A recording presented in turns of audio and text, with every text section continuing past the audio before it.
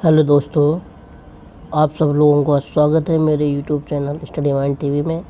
जैसा कि मैंने आप लोगों से बोला था कि मैं अपने चैनल पर रेलवे ग्रुप डी का प्रैक्टिस सेट लगवाएंगे, तो आज प्रैक्टिस सेट नंबर 1 हम लेके आए हैं। प्रैक्टिस सेट नंबर 2 एक हमने डाल दिया था, लेकिन किसी थोड़ा टेक्निकल इशू की वजह से उसे हटाना पड़ा दोस्तों। तो अब हम लेके आए मॉडल नंबर 2। इसमें साइंस के सारे क्वेश्चन का संग्रह है। 25 क्वेश्चन का एक प्रैक्टिस सेट है हमारा। क्वेश्चन नंबर 1 हम देखते हैं। क्वेश्चन नंबर 1 है हमारा। पहले हमें क्वेश्चन दिया है सामान्य विज्ञान का, प्रोटीन संश्लेषण, प्रोटीन सिंथेसिस में सही क्रम क्या होगा। 4 ऑप्शन दिए हैं। डीएनए से अमीनो अम्ल से आरएनए प्रोटीन्स। भी दिया है हमें डीएनए से आरएनए अमीनो अम्ल प्रोटीन्स। इसका ऑप्शन नंबर बी सही है बिल्कुल। ऑप्शन नंबर इसका क्वेश्चन नंबर 8 का आपका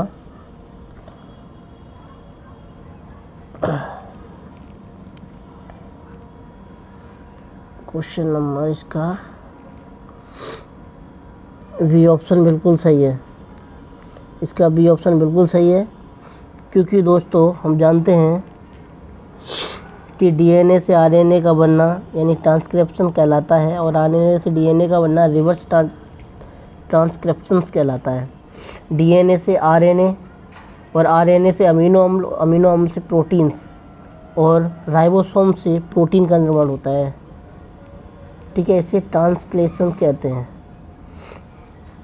ये सही क्रम है तुम्हारा। डीएनए से आरएनए से अमीनो अम्ल से प्रोटीन्स। क्वेश्चन नंबर दूसरे की बात करते हैं। हमें दिया है संतृप्त विलयन बनाने के लिए 36 ग्राम सोडियम क्लोराइड को 100 ग्राम जल में 293 K पर घोला जाता है, तो इस तापक्रम पर इसकी सांद्रता है। ऑप्शन ए दिया है 26.47%, ऑप्शन बी 27.8%, और ऑप्शन सी दिया है 30.2%, ऑप्शन डी दिया है 40.1%।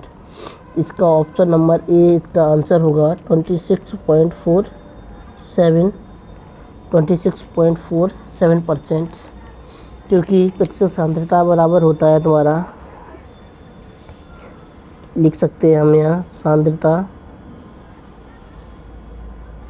प्रतिशत सांद्रता बराबर होता है विलय की मात्रा अपॉन विलयन की मात्रा इंटू 100। यानी कि विलयन की मात्रा में तुम्हारा विलय की मात्रा प्लस विलय की मात्रा दोनों आ जाते हैं, विलयन और विलय। ठीक है, तो विलय हमें कितना दिया है, इसमें कह रहा है 100। विलयन हमें कितना दिया है, यहाँ पे 100 दिया है हमें। ठीक है, और विलयन हमें कितना दिया है 36, यानी कि नीचे जो भी होगा 136 होगा इंटू 100। 36 में 136 का डिवाइड देंगे, इंटू 100 करेंगे तो आएगा 26.47%। क्वेश्चन नंबर 3 की बात करते हैं। क्वेश्चन नंबर 3 में कह रहा है एंटीजन। क्वेश्चन नंबर 3 में कह रहा है एंटीजन का मुख्य गुण है। एंटीजन का मुख्य गुण तुम्हारा क्या है, कह रहा है रक्त में हीमोग्लोबिन के निर्माण में सहायता करना, एंटीबॉडीज़ के शरीर का बचाव करना, ऑप्शन सी हीमोग्लोबिन का नाश करना, ऑप्शन डी एंटीबॉडीज़ का निर्माण प्रेरित करना। इसका ऑप्शन आपका सही होगा option number D. Question number 3 का ऑप्शन नंबर डी सही होगा। ऑप्शन नंबर डी सही होगा, क्योंकि एंटीबॉडीज़ का जो मुख्य गुण होता है वो एंटीबॉडीज़ होता है। एंटीजन का जो मुख्य गुण होता है वो एंटीबॉडीज़ के निर्माण में प्रेरित करता है। एंटीबॉडीज़ हमारी प्रतिरक्षा को उत्प्रेरित करती हैं, एंटीजन्स, और एंटीबॉडीज़ इम्यूनोग्लोबिन है। एंटीजन प्रतिरक्षा को उत्प्रेरित करती हैं और एंटीबॉडीज़ इम्यूनोग्लोबिन है, और यह वाई आकार का प्रोटीन है जो प्रतिरक्षा तंत्र के बी कोशिका के द्वारा निर्मित होता है दोस्तों। क्वेश्चन नंबर 5 की बात करते हैं हम लोग। क्वेश्चन नंबर 5 की बात करते हैं। Question number 5, blue baby syndrome निम्नलिखित में से किसके कारण होता है। ब्लू बेबी सिंड्रोम एक रोग है, ये किसके कारण होता है ये बताना है। इससे पहले दोस्तों हमारा क्वेश्चन नंबर 4 छूट गया था, उसे देख लेते हैं। पहले क्वेश्चन नंबर 4 की बात करते हैं। 400,401 400 हर्ट्ज आवृत्ति के समान तीव्रता के 3 ध्वनि स्रोतों के प्रति सेकंड सुनाई देने वाले बीटों की संख्या होगी 0, 1, 2 या 4। प्रति सेकंड सुनाई देने वाले बीटों की संख्या होगी तुम्हारा 1 हर्ट्ज, यानी ऑप्शन इसका भी आंसर बिल्कुल राइट है। नंबर ऑफ बीट्स हो जाएगा तुम्हारा 1 हर्ट्ज माइनस 400 हर्ट्ज, माइनस करेंगे तो 1 हर्ट्ज बचेगा। और आवृत्ति का एसआई में मात्रक तुम्हारा हर्ट्ज होता है। दो ध्वनि तरंगों के बीच व्यक्तिकरण के परिणाम स्वरूप आवृत्ति में जो अंतर होता है इसे ही बीट या स्पंदन कहा जाता है। ठीक है। क्वेश्चन नंबर 5 की बात करते हैं। Question number 5, blue syndrome. Blue syndrome निम्नलिखित में से किसके कारण होता है? ऑप्शन ए दिया है हमारा घोलित O2 की अधिकता, यानी ऑक्सीजन की मात्रा अधिक हो जाती है। दूसरा हमें ऑप्शन दिया है TDS कुल घुलनशील पदार्थों की अधिकता से। सी दिया है क्लोराइड की अधिकता से। और मोथोमोग्लोबिन के कारण। तो इसका ऑप्शन डी आपका आंसर होगा, मोथोमोग्लोबिन के कारण। थोड़ा जुकाम की वजह से आवाज़ थोड़ा सही नहीं आ रही होगी दोस्तों, लेकिन अगली बार हम कोशिश करेंगे कि सही से ही, तब तक थोड़ा स्वास्थ्य में भी सुधार आ जाएगा। क्वेश्चन नंबर 6 की बात करते हैं। 5, ब्लू सिंड्रोम होता क्या है?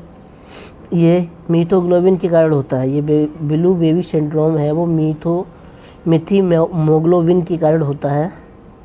इसे मीथेमोग्लोबिनीमा भी कहा जाता है, यानी मीथेमोग्लोबिनीमिया भी कहा जाता है। इसमें बच्चों की त्वचा का रंग नीला हो जाता है। इसमें रक्त में ऑक्सीजन का प्रवाह प्रवाहित होता है। इसमें रक्त में ऑक्सीजन का प्रवाह क्या होता है? प्रवाहित होता है। अब क्वेश्चन नंबर हम बात करते हैं।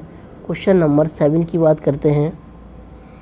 7 में हमें पूछा गया है 0.10 आवेश को 15 विभव वाले V से 135 विभव वाले बिंदु A तक ले जाने में कितना कार्य करना पड़ेगा? क्वेश्चन नंबर 7 की बात करते हैं। 7 से क्वेश्चन नंबर 6 छूट गया है। आधुनिक कंप्यूटर में प्रयोग किए जाते हैं VLSI वेल्स या बॉकम ट्यूब्स। हमें बताना है। ऑप्शन नंबर इसका ए आंसर होगा। इसका ऑप्शन नंबर आपका 6 का, क्वेश्चन नंबर 6 का तुम्हारा आंसर होगा, ऑप्शन ए होगा। आधुनिक कंप्यूटर में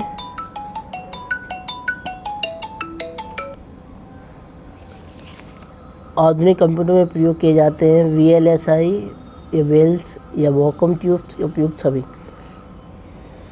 आधुनिक कंप्यूटर में VLSI का यूज़ किया जाता है।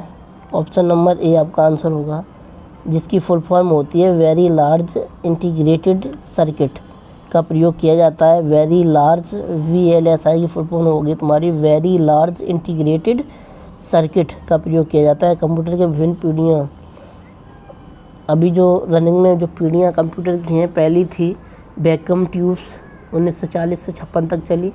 सेकंड पीढ़ी थी जो कंप्यूटर में आई थी वो थी ट्रांजिस्टर्स 1956 से 63। तीसरी इंटीग्रेटेड सर्किट्स 1964 से 71 तक। अब माइक्रो प्रोसीजर्स 1971 से वर्तमान में अभी तक, और आर्टिफिशियल इंटेलिजेंस वर्तमान में, और आगे भी यही चलती रहेगी। अब क्वेश्चन नंबर की बात करते हैं 7। क्वेश्चन नंबर 7 का आंसर क्या दिया है? 0.10 आवेश को 15 विभव वाले बिंदु से 135 विभव वाले बिंदु ए तक ले जाने में कितना कार्य करना पड़ेगा? 14 जूल, 15 जूल, 12 जूल, 16 जूल। ये अब 15 विभव को 135 विभव तक ले जाने के लिए इसका फार्मूला होता है विभवांतर, यानी डी वी इक्वल टू, इसका होता है डी वी इक्वल टू तुम्हारा हो जाएगा V2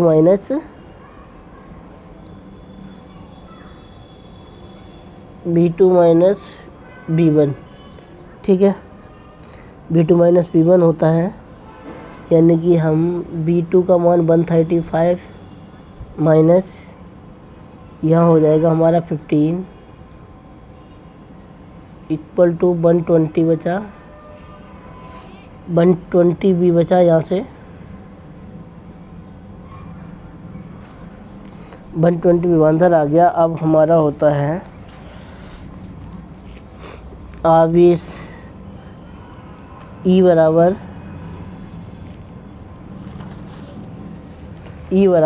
क्यू, E बराबर होता हमारा Q इंटू वी। Q हो गया तुम्हारा आवेश, V हो गया तुम्हारा विभवांतर।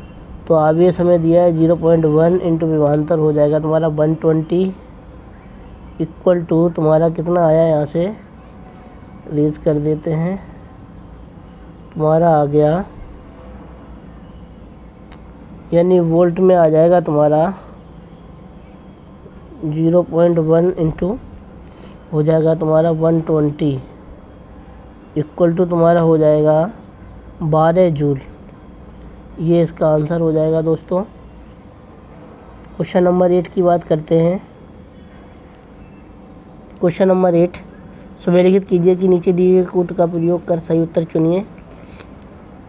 हमें ऑप्शन एंथ्रेक्स भेड़ बकरी डर्मेटाइटिस दिया है सभी पशुओं में, रानीखेत मुर्गी में, फुट रॉट भेड़ में। अब इसमें से हमें बताना है A, B, C, D में कौन सा ऑप्शन आपका सही होगा। इसका ऑप्शन हमारा C सही होगा दोस्तों, क्योंकि डर्मेटिस तुम्हारी होती है, डर्मेटिस होती है भेड़ बकरियों से, डर्मेटिस, यानी कि इसका हो जाएगा दूसरे का डर्मेटिस, ठीक है। इसका होगा डर्मेटिस, भेड़ बकरियों का क्या होगा,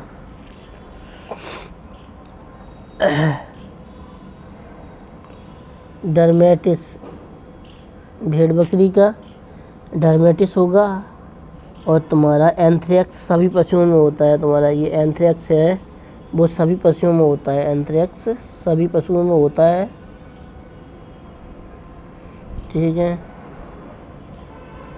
अब हम रानीखेत की बात करते हैं। रानीखेत हमेशा मुर्गी में ही से होती है ये बीमारी, फुट रॉट बीमारी होती है तुम्हारी भेड़ों से, ठीक है। इसका ये ऑप्शन बिल्कुल सही है दोस्तों। अब क्वेश्चन नंबर, और एंथ्रेक्स ये विषाणु जनित रोग है, बैसिलस एंथ्रेसिस से होता है। डर्मेटिस त्वचा संबंधित रोग है तुम्हारा, यह सामान्यतः एक्जिमा है। रानीखेत तुम्हारी मुर्गी पालन से प्रभावित है, विषाणु जनित रोग है। फुट रॉट रोग तुम्हारा भेड़ बकरी एवं मवेशी की प्रभावित करता है, यह जीवाणु जनित रोग है तुम्हारा। अब क्वेश्चन नंबर हम लोग 9 की बात करते हैं। क्वेश्चन नंबर 9 की बात करते हैं दोस्तों। क्वेश्चन नंबर 9 की बात कर रहा है, सुमेलिखित कीजिए कि नीचे दिए गए कोड का सुमेलिखित करना है। नंबर 1 जमुनापारी, दूसरा कह रहा है जमुनापारी, सिरोही, पश्मीना, मालाबार। इसका कौन सा ऑप्शन सही होगा दोस्तों? इसका ऑप्शन होगा हमारा ऑप्शन ए सही होगा, क्योंकि जमुनापारी मांस। अब बात करते हैं, जमुनापारी तुम्हारी होती है, जमुनापारी सबसे दुधारू मानी जाती है, जमुनापारी दुधारू होती है। सिरोही तुम्हारी मांस होती है तुम्हारी। पश्मीना, इसमें सबसे ज़्यादा बाल क्या होती है पश्मीना से? तुम्हारे बाल होते हैं। पश्मीना। मालाबार तुम्हारी, मालाबार किसके लिए होती है? मालाबार तुम्हारी होती है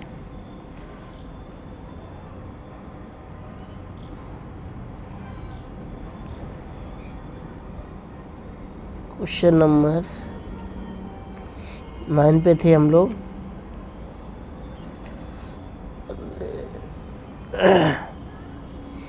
क्वेश्चन नंबर 9 पे थे हम लोग।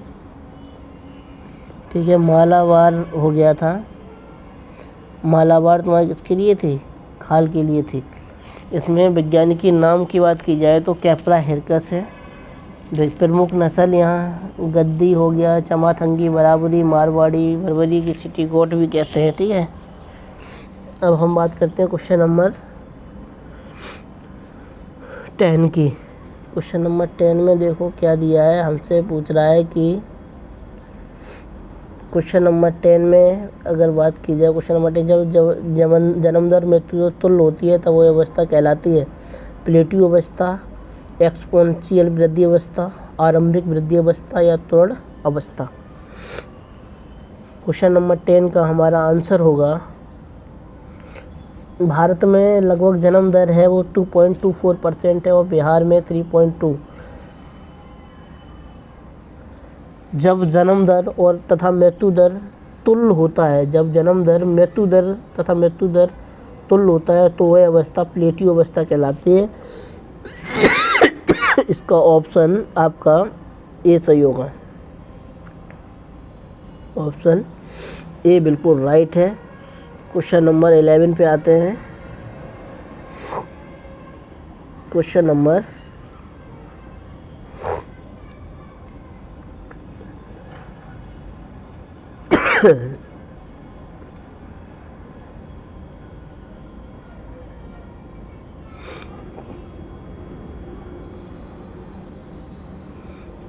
11 की बात की जाए तो 11 में कह रहा है जीव भू रासायनिक चक्र कितने प्रकार के होते हैं? 2, 3, 4, 5। 4 ऑप्शन दिए गए हैं। इसका ऑप्शन होगा ए। जब भू रासायनिक चक्र कितने प्रकार के होते हैं? जब भू रासायनिक चक्र 2 प्रकार के होते हैं, एक खनिज चक्र, दूसरा जल चक्र। खनिज चक्र के अंतर्गत दोस्तों carbon cycles, nitrogen cycles, oxygen cycle आते हैं, और जबकि जल चक्र के अंतर्गत बर्फ का पिघलना, बाष्पीकरण, वर्षा एवं पुनः पृथ्वी पर जल का प्रवाह शामिल है।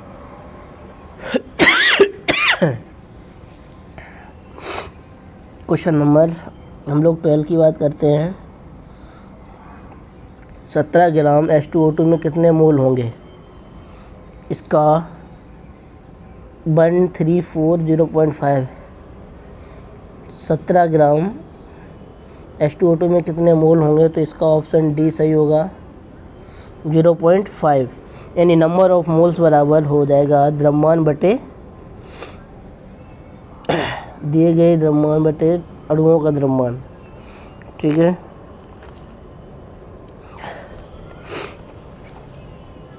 यानी 17/34 इक्वल टू आएगा तुम्हारा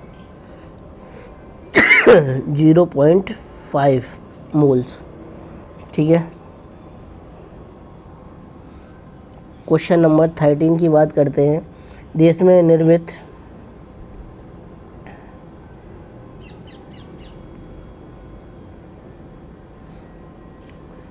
निर्मित पहला बहुउद्देशीय उपग्रह था।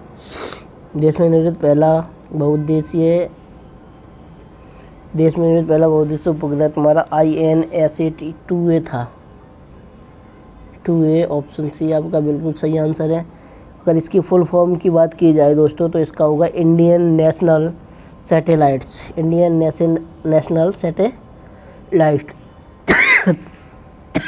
खांसी ज़्यादा हो रही है आज। इसकी फुल फॉर्म होगी इंडियन नेशनल सैटेलाइट्स। भारत का पहला उपग्रह आर्यभट्ट था, जो 19 अप्रैल 1975 में प्रक्षेपित किया गया था दोस्तों।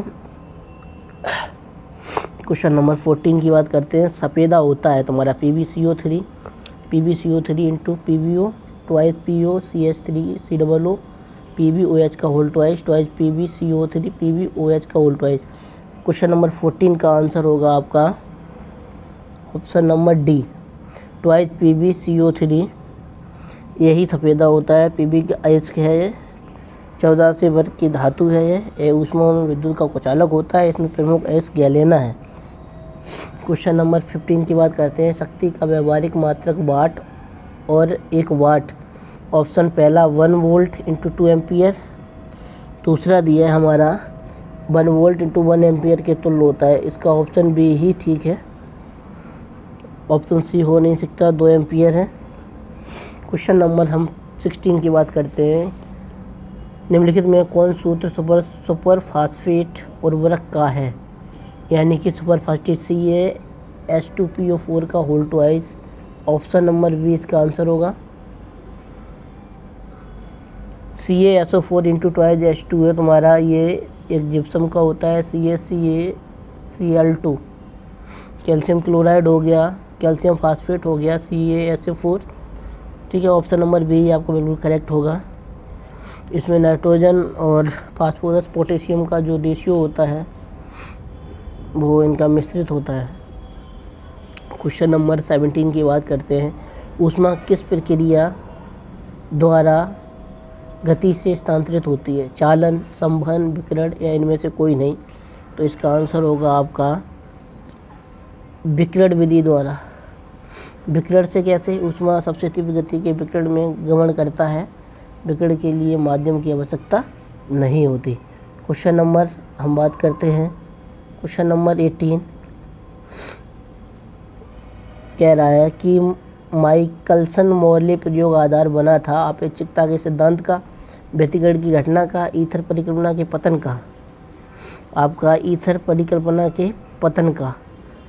ऑप्शन नंबर इसका तुम्हारा सी बिल्कुल राइट होगा। विद्युत क्षेत्र के विक्षेपित कर सकता है एक्स किरणों को, अल्फा किरणों को, न्यूट्रॉनों को, वाई किरणों को।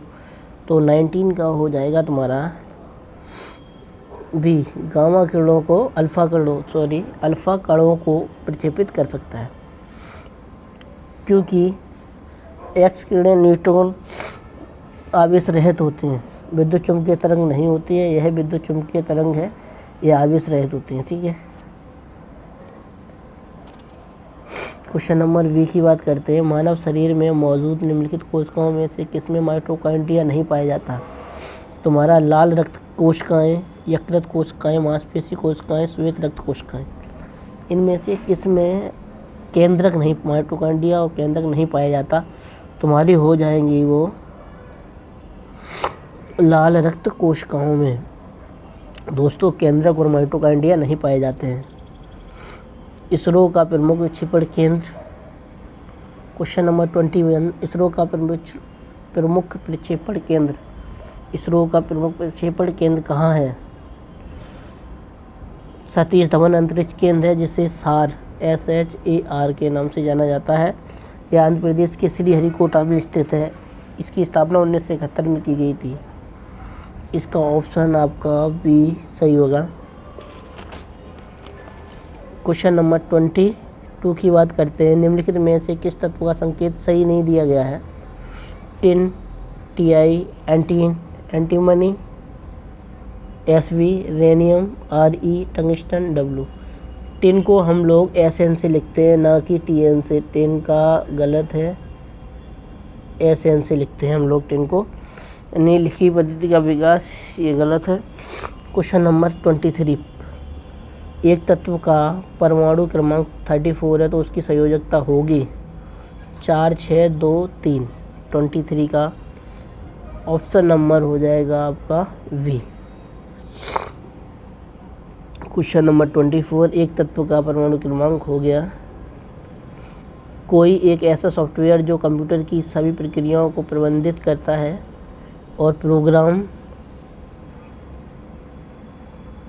प्रबंधित करता, प्रोग्राम और एप्लीकेशन को चलाने की अनुमति देता है।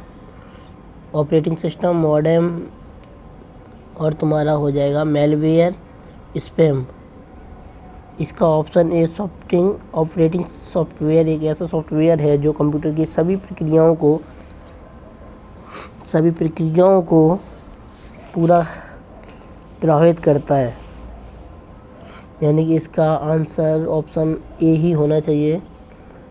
क्रांतिक ताप पर द्रव का पृष्ठ तनाव होगा शून्य, अनंत वही होगा जो किसी अन्य ताप पर ज्ञात नहीं किया जा सकता। इसका होगा ऑप्शन ए, शून्य। आज के प्रैक्टिस सेट यही ख़त्म करते हैं दोस्तों।